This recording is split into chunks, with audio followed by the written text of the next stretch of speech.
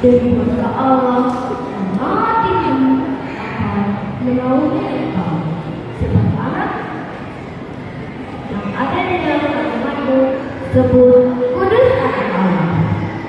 Lalu saya pun menjawab, sesungguhnya aku ini hamba Tuhan, dan jadilah padaku menurut perkataan Maria.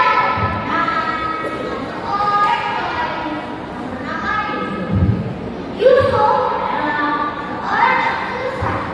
Ketika ia mengakui Maria sedang mengandung, ia hendak membawa Maria dengan diam-diam.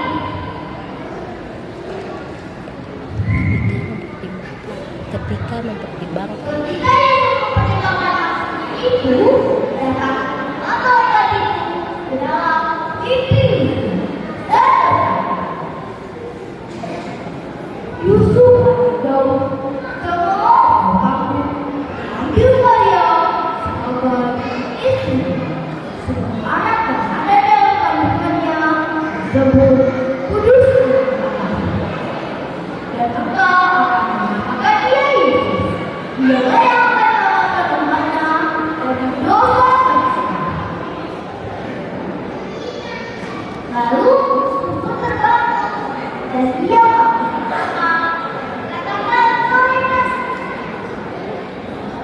Pada waktu itu, Tuhan memerintahkan kepada semua orang untuk menjaga diri dengan masing-masing.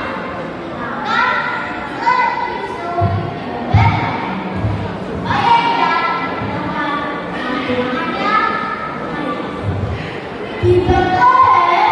Banyak sekali orang yang datang untuk mendaftarkan diri.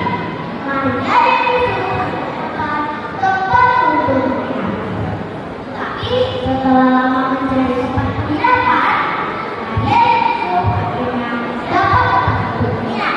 Tetapi penginapan ada sebuah kesulitan. Teman-teman, pernah melihat itu saja.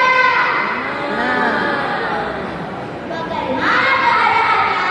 Kotornya itu juga yang kotor karena dosa. Tetapi Tuhan berkata kepada kita, lanjut lagi nih ceritanya. lanjut. Di situ ada Maria untuk melahirkan. Ia melahirkan seorang anak laki-laki yang dibungkus dengan kain putih dan dibaringkan di bawah.